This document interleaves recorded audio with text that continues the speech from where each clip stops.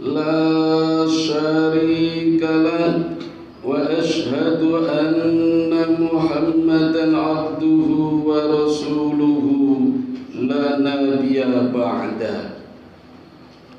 Syukur, alhamdulillah. Monggo Bapak Ibu, saudara-saudara dan adik-adik sekalian, jamaah mushola Nurul Ummah yang dirahmati Allah, yang senantiasa melimpahkan rahmat, taufik, hidayah, inayah dan berbagai keberkahan kepada kita sekalian, minimal dengan membaca kalimat Alhamdulillahirabbil alamin.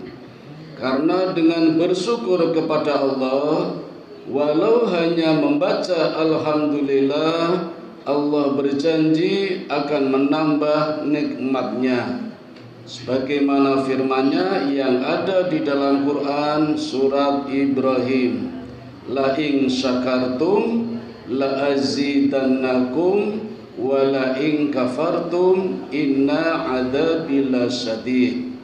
Kalau kau bersyukur atas nikmat yang Allah berikan, maka akan aku tambah, akan aku lipatkan minimal 10 kali. Man jaa bil hasanati falahu asru amthaluha. Tetapi kalau ingkar, justru azab yang pedih. Na'udzubillah min dzalik. Yang kedua, mari Bapak Ibu kita panjatkan sholawat atas Nabi kita Muhammad sallallahu alaihi wasallam. Yang sholawat itu Bapak Ibu satu-satunya ibadah yang Allah juga melakukan ibadah ini. Luar biasa Bapak Ibu, Allah saja melakukan ibadah ini. Innallaha wa malaikatahu yusholluna 'alan nabi. Allah bersama para malaikat memberikan sholawat kepada Nabi Muhammad sallallahu alaihi wasallam. Kalau Allah saja, malaikat saja bersolawat, kenapa kita enggan bersolawat?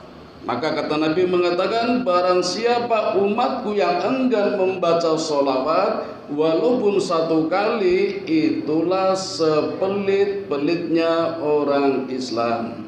Untuk itu Bapak Ibu, kita panjatkan sholawat walaupun 1 kali, walaupun pendek, minimal Allahumma sholli ala Muhammad. Dan barang siapa membaca sholawat, insya Allah besok ketika pengadilan Qadhi Rabbul Jalil dibuka, Nabi pun mendoakan kita untuk mendapatkan syafaatnya. Besok Bapak Ibu di padang mahsyar antara neraka dan surga ada dinding yang tinggi. Dalam riwayat lain bentuknya pagar, dan di samping bawah di gambarnya di bawah neraka ada jembatan Shiratal Mustaqim yang membentang panjang, tapi tajamnya seperti pedang, tipisnya seperti rambut dibelah 7. Maka hampir dipastikan siapapun yang lewat jembatan Shiratal Mustaqim pasti jatuh, pasti. Hampir dipastikan. Kecuali ketika melewati jembatan Shiratal Mustaqim menggunakan kendaraan. Dan kita punya 2 kendaraan Bapak Ibu. Yang pertama, sembelihan kurban kita. Masih lama Bapak Ibu, tapi bisa mulai sekarang nabung, biar besok bisa beli hewan kurban, menjadi sohibun. Tukune ya ojo sing cempe, ndak tumpake ora kuat tiba. Kendaraan yang kedua adalah masjid. Bapak Ibu alhamdulillah sering rajin ke masjid. Nanti kendaraan ini, masjid ini dinaiki kita bersama melewati jembatan Shiratal Mustaqim. Mushola Nurul Ummah nanti sopirnya Ustadz Imam. Nah, saya kena aja nggak apa-apa dah. Yang penting bisa selamat melewati jembatan Shiratal Mustaqim. Nah, Nabi Muhammad sendiri Bapak Ibu posisinya di atas dan selalu mendoakan kepada umatnya yang lewat jembatan Siratal Mustaqim, ya Allah, selamatkan umatku, selamatkan umatku. Dunia akhirat beliau cinta benar kepada kita. Maka sekali lagi banyak-banyaklah membaca sholawat. Bapak Ibu yang dirahmati Allah, niki bukannya jam pinten niki? Wes suwi ya. Jenengan penak lungguh ini. Santai mawon nggih. Ana kula tiba pripun niki. Bapak Ibu, terakhir kalau tidak salah di pengajian tarawih saya menyampaikan satu kisah nggih. Kisah di masa Khalifah Umar bin Khattab, kedatangan tamu 3 orang pendeta Yahudi. Satu dari Yahudi Bani Nadir, satu lagi dari Yahudi Bani Qainuqa, dan satu lagi dari Bani Quraidah. Bertiga tinggal di Madinah lebih dulu sebelum Nabi Muhammad hijrah dari Mekah ke Madinah. Nah, ketika Nabi Muhammad sudah tiada, Khalifah Abu Bakar pun sudah selesai. Di masa Khalifah Umar, 3 pendeta Yahudi ini mengajukan permasalahannya. Bahkan menantang, ya Amirul Mukminin, sekarang engkau yang berkuasa setelah Muhammad dan Abu Bakar. Saya punya banyak permasalahan. Apabila kamu bisa menjawabnya, aku akan segera masuk Islam. Tetapi kalau engkau tidak bisa menjawabnya, aku tidak akan pernah mengakui kalau Muhammad sebagai nabi yang terakhir dan agama Islam bukanlah agama yang sempurna. Saya ulangi dulu ya sekedap. Apa permasalahannya? Lalu pendeta yang satu ini maju dan menyampaikan beberapa pertanyaannya. Pertama, kapan pintu langit mulai dibuka? Yang kedua, kapan pintu langit mulai ditutup? Yang ketiga, tunjukkan kuburan yang bisa berjalan dengan penghuninya. Yang keempat, sebutkan makhluk yang bisa memberikan peringatan. Dan yang kelima, sebutkan makhluk yang keluar dari bukan dari induknya. Makhluk lahir tapi bukan dari induknya. Itulah pertanyaanku, kata pendeta yang pertama ini. Apa yang terjadi Bapak Ibu? Ternyata Umar menunduk dan menangis terseduh-seduh. Lalu mengatakan, bagiku tidak ada masalah. Aku tidak malu kalau aku tidak bisa menjawabnya. Karena Umar tidak bisa menjawab, 3 pendeta ini senang, riang gembira, berlompat-lompat, jingkrak-jingkrak, karena senang tidak jadi masuk Islam. Dia mengatakan kalau bahasa kita masuk Islam, sorry ye. Di samping Umar Bapak Ibu, ada sahabat Nabi yang hidup semasa Nabi, namanya Salman. Aslinya dari Persia, maka bergelar Al-Farisi dari kata Persia, sehingga namanya Salman Al-Farisi. Sahabat ini dulu sering pindah-pindah partai Pak. Nah sekarang pindah-pindah agama dan terakhir memeluk agama Islam. Berkata kepada pendeta Yahudi, aku punya sahabat yang bisa menjawab semua pertanyaan kalian. Apa boleh aku panggil? Kata pendeta, silakan. Maka setelah minta izin kepada Khalifah Amirul Mukminin, Salman Al-Farisi segera menuju rumahnya Ali bin Abi Thalib. Sesampainya di sana berkata, "Ya Ali, tolonglah tuanmu. Emang ada apa dengan tuanmu?" Tuanmu menangis, tidak bisa menjawab pertanyaan dari pendeta yang datang. Maka Ali bergegas dengan memakai sorban menuju rumah Amirul Mukminin Umar bin Khattab. Ali datang, Umar mengatakan, "Ya Ali, engkau selalu datang ketika aku sedang susah, maka bantulah aku.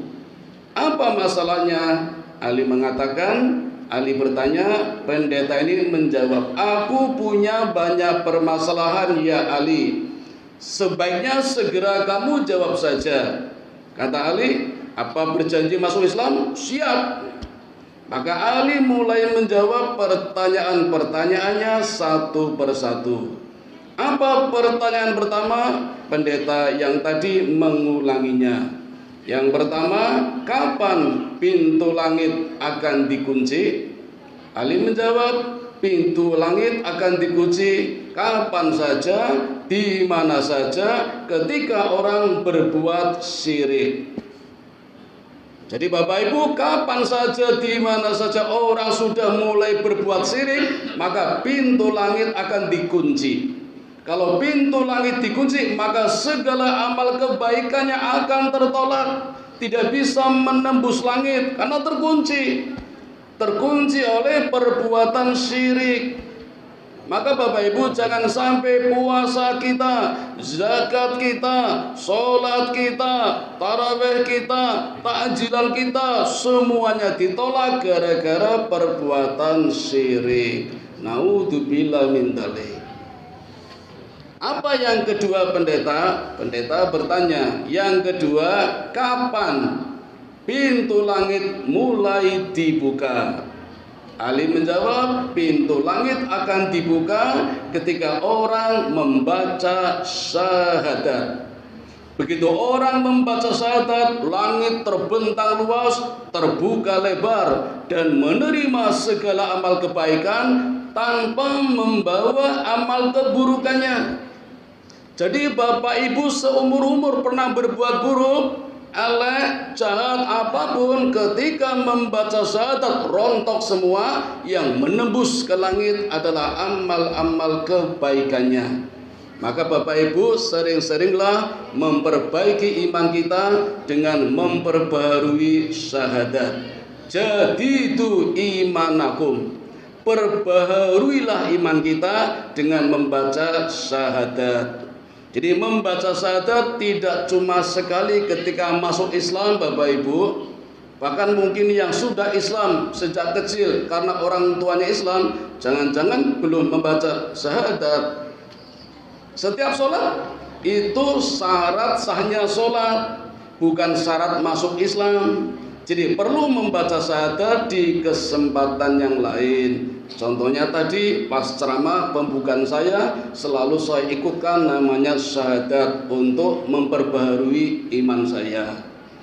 Pas ijab kabul juga membaca syahadat. Maka Bapak Ibu menawi saged nek wonten tanggane menikah ijab kabul jenengan hadir, tundang ora tundang teko. Membaca syahadat bar kowe rampung mulih. Maru mangan. Ayah nyumbang, ya orang nyumbang ya isin. Kecuali jagongnya teng Bali Pamungkas, niku sering niku. Tamu tak diundang, amplopnya kosong, surat cinta. Terima kasih ya. Ya ono sih nyumbang 2.000, 1.000, padahal liana 200. Niku nek teng Pamungkas. Teng mriki mboten nggih. Niki pun nate nggo anu mboten jagong manten niki. Angsal to niki. Angsal nggih, mangke Pak Agung ajeng matu teng mriki saged, Pak. Apa kembarane Pak Agung, Pak Musia niki saged mangkene mantu teng mriki. Memperbaharui syahadat. Apa yang ketiga kata Ali? Pendeta mengatakan tunjukkan kuburan yang bisa berjalan bersama penghuninya. Ali menjawab, kuburan itu adalah ikan paus, ikan hiu, atau ikan nun yang menelan Nabi Yunus. Nabi Yunus berada di dalam ikanun mengarungi 7 samudra selama 40 hari. Itulah kuburan yang berjalan bersama penghuninya. 3. Yang keempat apa pendeta Yahudi? Pendeta bertanya, tunjukkan makhluk yang bisa memberikan peringatan, tapi bukan dari golongan jin dan bukan pula dari golongan manusia. Ali menjawab, itulah semut. Ketika Nabi Sulaiman inspeksi tugas luar kota dengan bala tentaranya melewati kerajaan semut, maka semua semut kocar-kacir.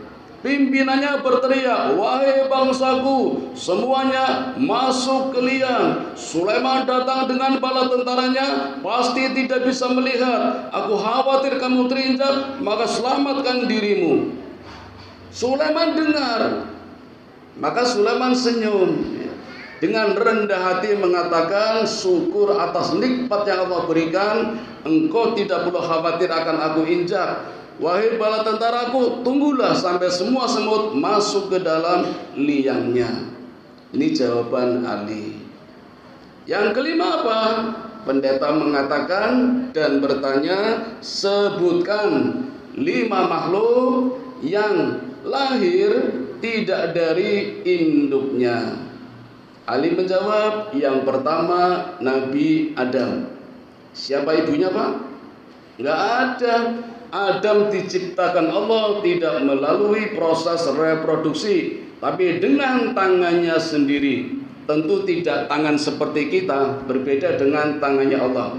Tapi inilah keistimewaan Nabi Adam, Allah ciptakan dengan tangannya sendiri.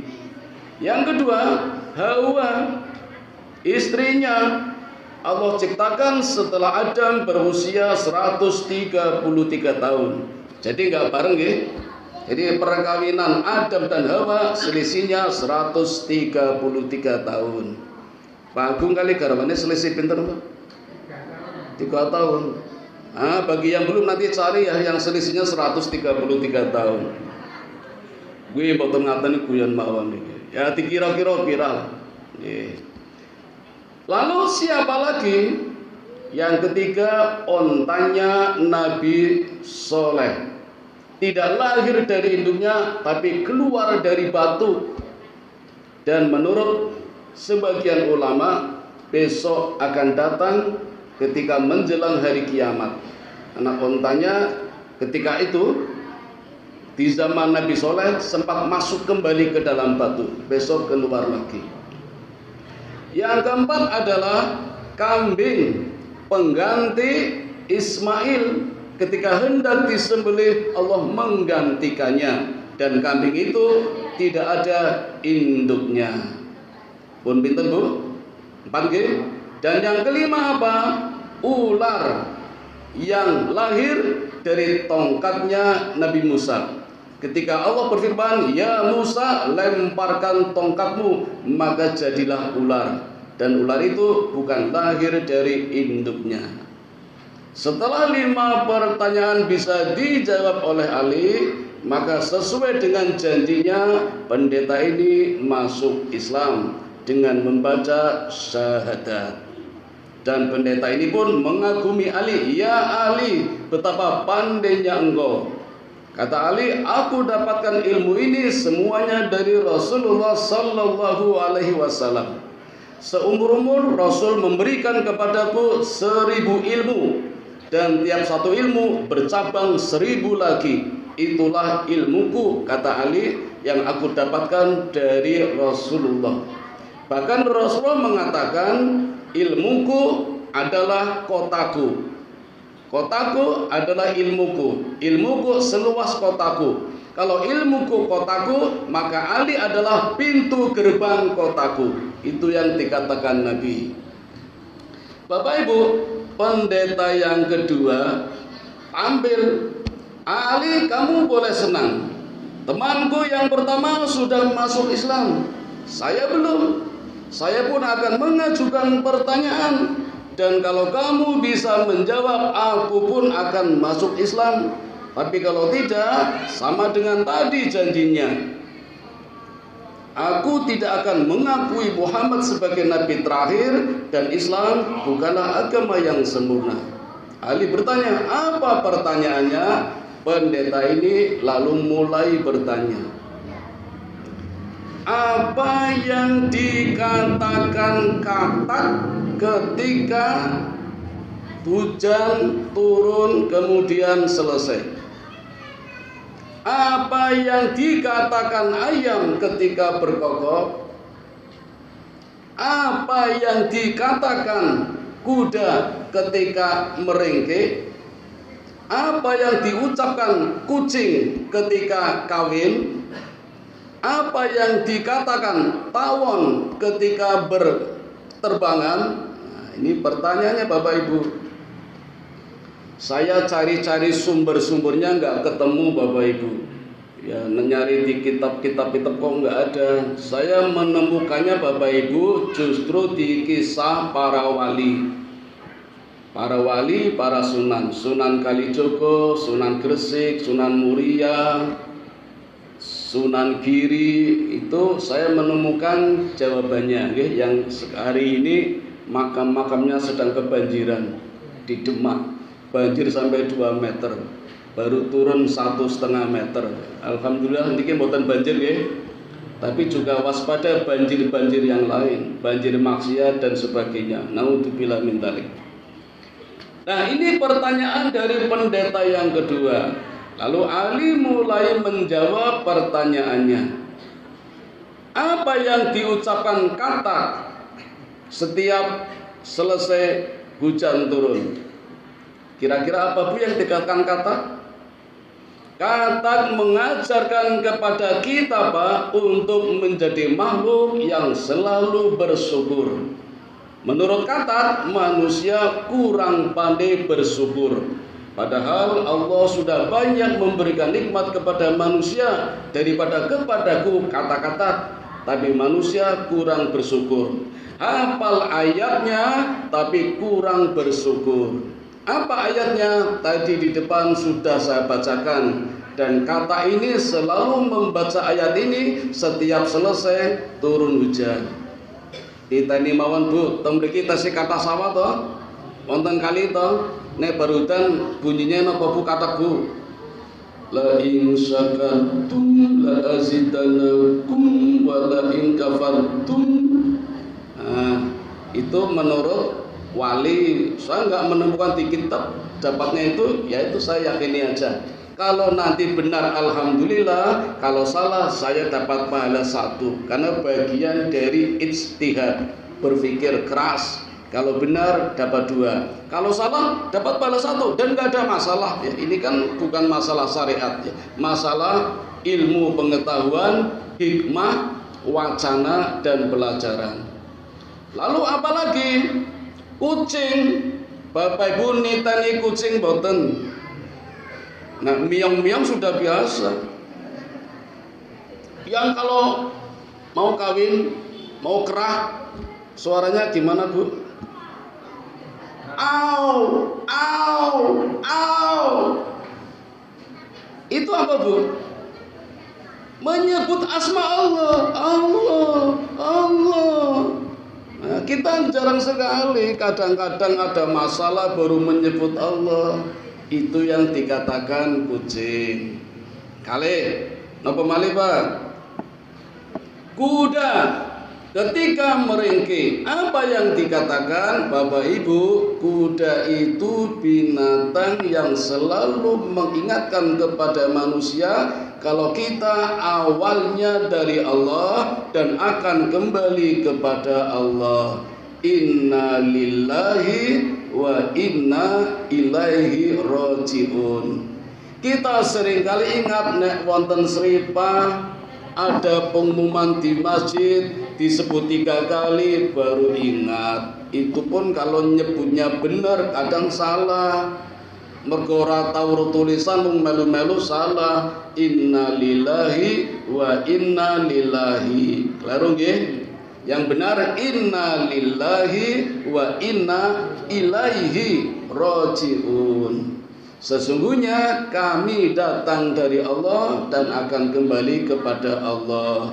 Maka kuda seringkali mengingatkan kepada manusia, kalau mau pergi membaca innalillahi, kalau mau makan membaca innalillahi, setelah makan innalillahi, setelah pulang innalillahi. Coba perhatikan suaranya, innalillahi, innalillahi.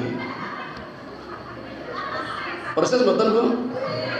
Wong tunake kuda Bang. 3 tawon Bapak Ibu ketika mubeng apa yang diucapkan? Kata ahli, tawon itu sedang tahlil. Tahlil seperti kita. Lo ngomong bung ayo disingkat. Boleh tawon. Kalau kita nggak boleh, tapi seringkali nyingkat. Korupsi, ini saking bingung nggak bisa korupsi, korupsinya pas tahlil. Ora komanan apa-apa, sudah dikorupsi pimpinan-pimpinan kita, dia ora komanan ya, Quran ya dikorupsi, akhirnya korupsi tahlil. Kudune Bapak Ibu, la ilaha illallah, la ilaha illallah, kudune ping 100. Tapi dititeni urung tekan 100 paling sakit pun banter banget. Nganti ora sempat ngene.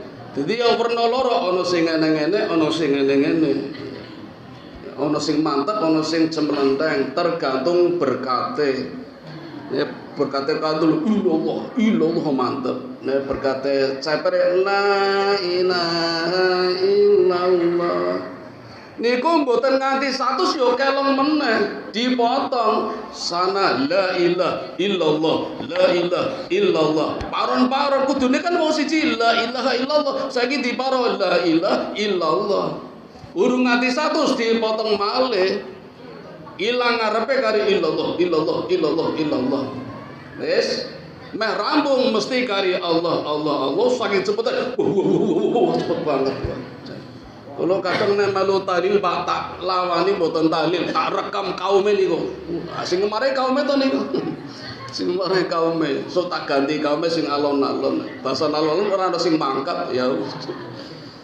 Janjane ngaten, tawon nggih tahlil. Mboten percaya coba dicekel. Mesti ngantuk baru tahu rasa. Niku tahlil tawon niku. Pun wonten malih tawon sudah, kucing sudah, kuda sudah. Intinya Bapak Ibu semua binatang, baik yang di langit maupun yang di bumi, semuanya tasbih kepada Allah. Subhanallah. Juga tahmid membaca hamdalah, alhamdulillah. Juga takbir, Allahu Akbar. Dan tahlil la ilaha illallah Muhammadar Rasulullah, lengkapnya begitu. Ditambah laukoka juga boleh, la haula wala quwata illa billah. Subhanallah walhamdulillah wala ilaha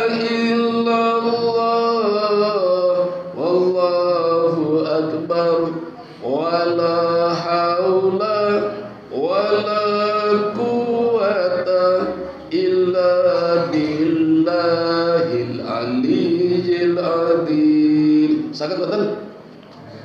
Boga sareng-sareng. Subhanallah walhamdulillah wala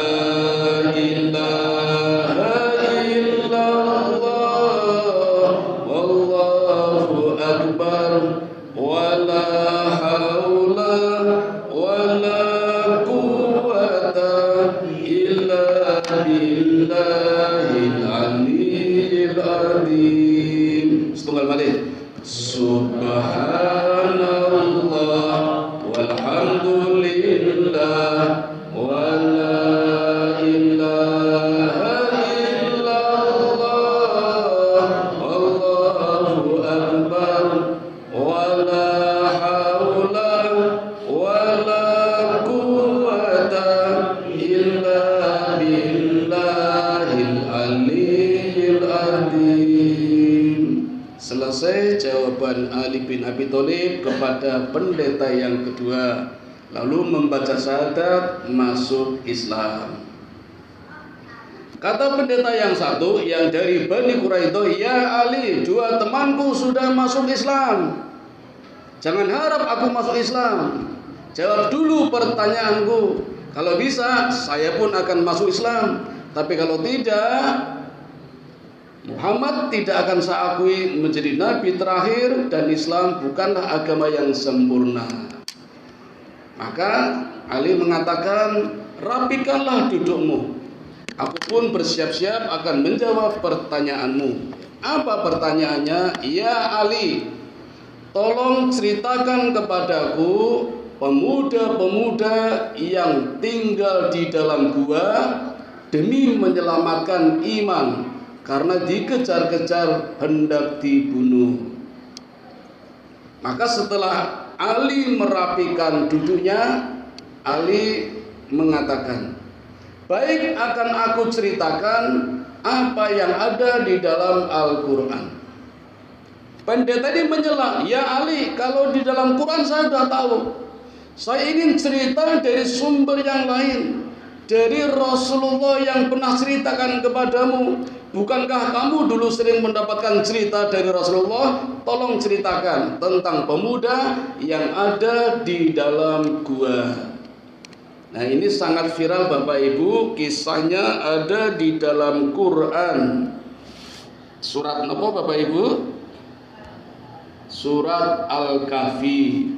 Surat yang sangat disunahkan kepada kita untuk dibaca di hari Jumat, mulai malam Jumat selepas maghrib sampai hari Jumat setelah asar. Minimal 10 ayat. Kalau jumlah ayatnya 110, boleh 10 ayat pertama, boleh 10 ayat terakhir. Barang siapa membaca surat Al-Kahfi, maka akan dibebaskan dari fitnah Dajjal. Fitnah banyak Bapak Ibu, dan kita bisa berdoa berlindung dari banyak fitnah ketika sujud terakhir di dalam sholat. Sujud terakhir selesai membaca, bisa membaca doa, bisa dalam hati, "Allahumma inni a'udzubika min fitnatil kubur wa a'udzubika min fitnatil jahannam wa a'udzubika min fitnatil mahya wa mamat wa min fitnatil masihid dajjal." Mohon kepada Allah dibebaskan dari fitnah kubur, fitnah neraka jahanam, fitnah kehidupan, fitnah kematian, dan fitnah Dajjal. Ada 5. Selain itu disunahkan membaca surat Al-Kahfi. Di surat Al-Kahfi ini Bapak Ibu, Allah mengabadikan satu kisah tentang 7 pemuda yang demi menyelamatkan iman bersembunyi di dalam gua. Tadinya cuma mampir saja karena ingin melanjutkan perjalanan hijrah ke kota yang jauh, tapi sempat mampir dulu di gua, akhirnya tinggal di gua ini. Di surat Al-Kahfi kisahnya mulai ayat 9. Saya bacakan Bapak Ibu. A'udzu billahi minasyaitonir rajim. Bismillahirrahmanirrahim. Am hasibta anna ashabal kahfi war raqimi kanu min ayatina ajaba. Artinya, apakah engkau mengira bahwa orang yang mendiami gua dan yang mempunyai ar-raqim itu termasuk tanda-tanda kebesaran kami yang menakjubkan? Nah, ini sudah diceritakan Bapak Ibu, adanya orang yang mendiami gua, jumlahnya 7. Kisahnya Bapak Ibu ini terjadi di satu kota namanya Ar-Raqim. Ar-Raqim itu sebenarnya perkampungan. Di tafsir lain Ar-Rajib namanya. Kotanya Yordania. Di Yordania ada perkampungan namanya Ar-Rokin atau Ar-Roji. Dulu dipimpin, dikuasai oleh seorang raja. Ya, rajanya namanya Dickianus. Sinten Bu? Dickianus. Raja ini sangat dolim, sangat bengis, sadis, tidak demokratis, bahkan oligarki. Ini di zaman dulu sudah ada oligarki. Kota ini Bu, negara ini dulu namanya Absud, waktu dolim semua. Ya, tapi nanti sempat Muslim, namanya berubah oleh Nabi, diganti nama menjadi Turtus. Ya. Jadi Nabi itu sering mengganti-ganti nama Pak. Madinah kan nama baru, dulu nama aslinya Yasrib. Yasrib artinya virus, karena banyak virus. Oleh Nabi diganti nama Madinah, virusnya hilang. Dan sekarang menjadi kota yang cemerlang, namanya Madinatul Munawwarah. Nah, negara kita kemarin sempat kena COVID nih. Itu ya bahasa Arabnya Yasrib sampai 3 tahun nih.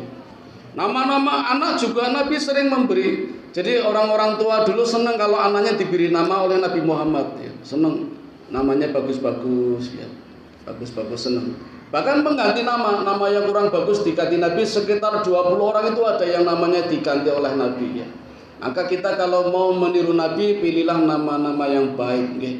Termasuk kalau jualan pakai nama baik, barangnya pakai nama baik. Orang pakai nama yang yo laris tapi kadang ono es tuyul, es gendruwo, es pocong, laris memang tapi enggak barokah itu Bapak Ibu. Hanya dunia tapi tidak tembus ke akhirat, maka perlu diganti ya. Termasuk nama-nama kita nih. Kalau ada nama-nama, mohon maaf, nama-nama setan ganti saja Bu. Zabur, Zagnabur, Zalanbur, Tasim, A'war, Miswat, Laknis, Murrah. Nah, ini nama-nama setan. Sabrun, Zalitun, ada yang namanya sama? Mohon maaf kalau sama, ganti saja Bapak Ibu. Ganti panggilannya saja, nggak usah ngurus C1 teng balik kota kesuwan. Panggilannya saja diganti yang baik. Nabi juga mengganti kita. Nah, kota Absud namanya ketika di zaman Nabi diganti menjadi Turtus. Dulu ketika masih Absud dipimpin oleh raja yang bengis namanya Dickianus. Zacchianus atau Dickianus. Sebelum Dickianus datang itu dipimpin oleh raja yang soleh, tapi meninggal dunia dan berita kewafatannya menyebar ke seluruh dunia, didengar oleh Dickianus, maka Dickianus segera meluncur ke negeri ini untuk menjajah dan membuat istana yang sangat besar Bapak Ibu. Istananya panjangnya 1 farsah, lebarnya juga 1 farsah. 1 farsah berapa Bapak Ibu? 6 km.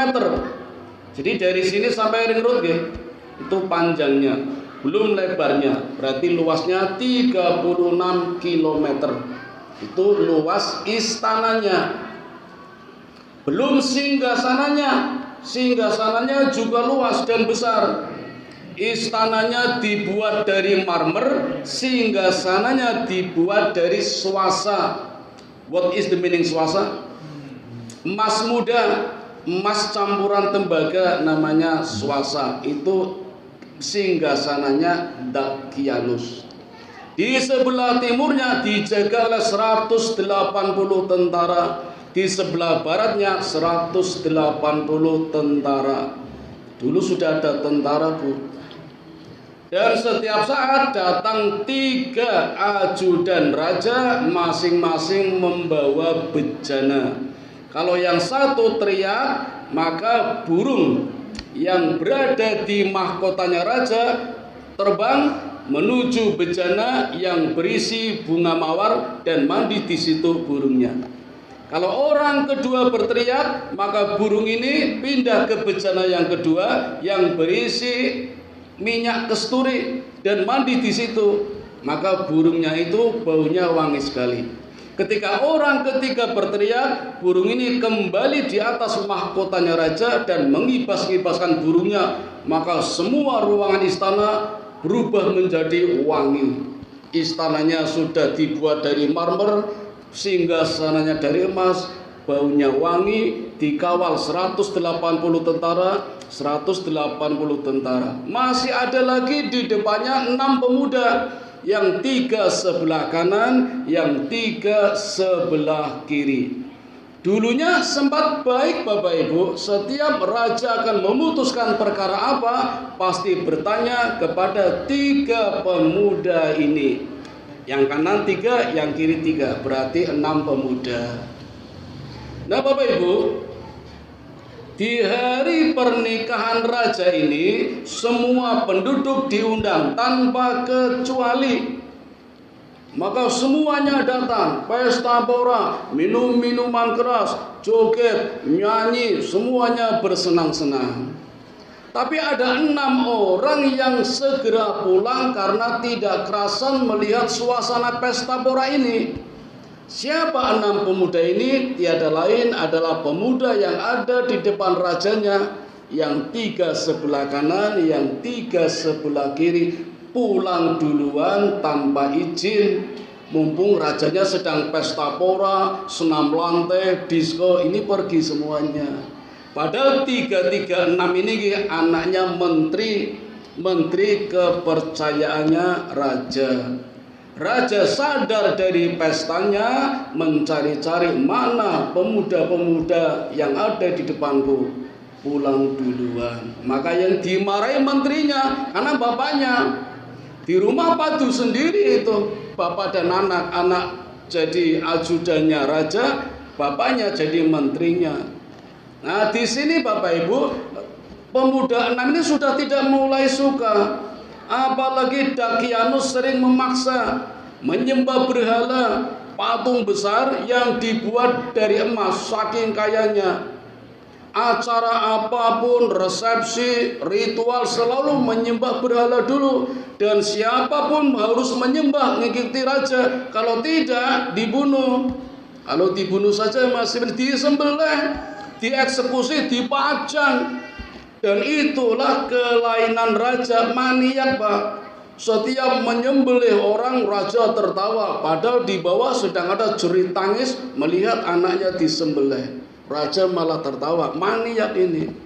Melihat kondisi seperti itu, 6 pemuda ini pergi melarikan diri demi menyelamatkan iman. Ketika di perjalanan, sampailah di pasar, bertemu dengan seorang pemuda. 6 ini bertanya, boleh aku minta tolong? Minta tolong apa? Berilah aku makanan. Pemuda yang di pasar ini melihat, tampaknya kalian berenam bukan pemuda biasa. Dilihat dari pakainya ada seorang bangsawan. 6 pemuda menjawab, betul, tapi kami tidak kerasan di istana. Kami tidak suka. Kami lebih baik menyelamatkan iman daripada ikut campur di pesta kerajaan yang banyak maksiat dan menyembah berhala. Kalau begitu, mari ikut kita sekalian. Nah, jadilah 7 pemuda. Raja memburu. Kemana larinya 7 pemuda ini? Ternyata larinya bersembunyi di dalam gua. 7 pemuda bersembunyi di dalam gua. Raja diam saja? Tidak. Raja mengejar. Bahkan bisa melihat dari atas gua. Raja melihat 7 pemuda sempat tertidur. Dan raja mengatakan, andai saja aku bisa saja membunuh 7 pemuda ini yang ada di dalam gua. Tapi aku tidak ingin sampai 7 pemuda itu membunuh dirinya sendiri. Lalu raja memanggil tukang batu untuk menutup gua itu dengan tembok besar, tembok kuat di semen. Harapannya 7 pemuda ini tidak bisa keluar. Apa yang terjadi Bapak Ibu? Ternyata gua yang kecil, atas nikmat yang Allah berikan, rahmat dan sakinahnya, guanya tampak besar. Tidak cuma besar, di dalamnya ternyata ada mata airnya. bunga-bunga tanamannya lengkap, buah-buahnya banyak. Akhirnya 7 pemuda kerasan di dalamnya. Yang tadinya hanya niatnya mampir, nunut ngiyup, kata Didi Kempot, malah jadi kerasan di dalamnya. Dan Bapak Ibu, setiap pemuda ini berada di dalam gua, ternyata ada yang tunggu di depan. Siapa, Bu? Anjing. Nama anjingnya Kitmir. Bukan Kitfir ya, beda. Kitfir kan suaminya Zulaiha. Kisah di Nabi Yusuf beda lagi. Namanya Kitfir, Kitmir. Nama lainnya Hamran. Anjingnya hitam, bulunya hitam pekat. Ini sebenarnya anjingnya pemuda yang ke-7 tadi yang di pasar. Anjingnya pemuda yang di pasar, yang jualan di pasar. Ketika 6 pemuda bermusyawarah di pasar, anjing ini nguping, Pak. 6 pemuda tahu, lalu diusir, usir anjing ini.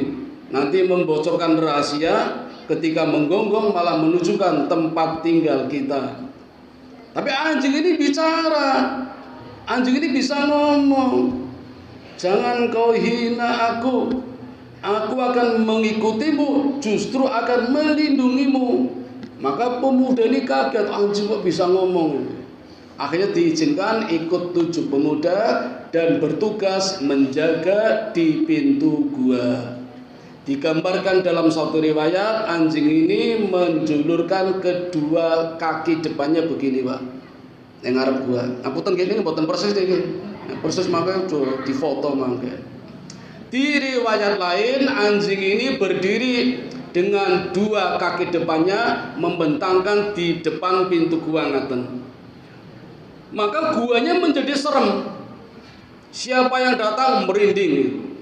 Kadang ada suara-suara aneh. Ya memang ini ya rahmat dari Allah, anjing pun bisa menjaga 7 pemuda ini. Juga nggak ada yang berani datang karena serem. Di dalamnya padahal ada 7 pemuda. Setia sekali anjing ini sampai 7 pemuda tertidur selama 300 tahun. Kemudian Allah bangunkan. Memang sengaja Allah bangunkan agar 7 pemuda ini bertanya-tanya, sudah berapa lama kita di sini? Ada yang bilang baru setengah jam, baru 1 jam, baru 1 hari. Mereka do patu dewe, ya. Orang beriman yang padu-padune ya api. Akhirnya diperintahkan 1 pemuda yang jualan di pasar tadi untuk membeli makanan. Kita sudah lapar, coba cari makanan yang enak. Ya, karena kita nggak tahu udah lapar sekali. Dengan membawa bekal uang dulu yang membawa waktu lari dari kerajaan, maka dibelikan makanan. Tapi sampai di pasar ditolak, Pak, karena uangnya sudah nggak berlaku. Uang perak purba. Uang apa ini? Dilalah ketemu dengan raja yang baru, raja yang soleh. Maka pemuda ini ditangkap, dihadapkan di kerajaan, lalu dipelajari, dicek. Ini uang di masa zamannya siapa ini? Ketemu itu uang di masa Raja Dakianus. Maka dihitung umurnya, ternyata sudah 300 tahun. Lalu ditanya, kamu tinggal di mana? Di gua. Mari aku antar. Maka raja mengantarnya ke gua dan ketemulah dengan 6 pemuda yang lain di gua itu. Ini raja yang baik, jadi diselamatkan imannya. Tapi 7 pemuda ini ingin tetap tinggal di gua karena guanya lebih enak daripada di rumahnya. Banyak tanaman, banyak pohon, banyak buah, ada mata airnya, dan tertidur lagi sampai 9 tahun lagi. Jadi kalau di total berapa Bapak Ibu? 309 tahun di dalam gua. Inilah kisah 7 pemuda yang ditanyakan oleh pendeta yang ketiga. Ali mampu menceritakannya dengan detail hingga pendeta Yahudi ini dibuat heran dan sesuai dengan janjinya masuk Islam. Inilah Bapak Ibu 3 pendeta yang menghadap Khalifah Umar akhirnya masuk Islam dengan jawaban yang disampaikan oleh Ali bin Abi Thalib. dalam kisah yang sangat viral, kisah Ashabul Kahfi, penduduk gua Kahfi. Pun ini masih banyak cerita-cerita lain tentang gua. Ini gua Kahfi. Masih ada lagi gua yang lain. Sepertinya sudah saya sampaikan pas taraweh. Ashabul Ghor. Nah, ini juga gua Itu 3 pemuda itu yang terjebak di dalamnya. Masih ada Ashabut Tuba. Masih ada Ashabul Uhdud. Dan masih banyak yang lain yang bisa Bapak Ibu pelajari. Di Quran ada, di hadis ada. Itu penting Bapak Ibu, karena sepertiga Quran isinya adalah hikayat, yang sepertiga perintah, yang sepertiga syariat. Hikayat atau kisah-kisah itu menunjukkan biasanya asbabun nuzulnya, ciri-ciri tanda-tanda turunnya ayat, sebabnya dari kisah apa. Maka penting, kalau kita tidak tahu sebab-sebabnya, kadang mboten pas nggak pas. Surat Yasin yang panjenengan baca seperti surat Kahfi di setiap Jumat, itu kalau tidak tahu sejarahnya juga mungkin tidak tahu kenapa disebut surat Yasin. Apa isinya surat Yasin? Ada peristiwa apa? Itu banyak sekali Bapak Ibu. Ini jatah kula pun telas nggih. Apa masih ada? Kalau tidak ada ya insya Allah Ramadan tahun depan.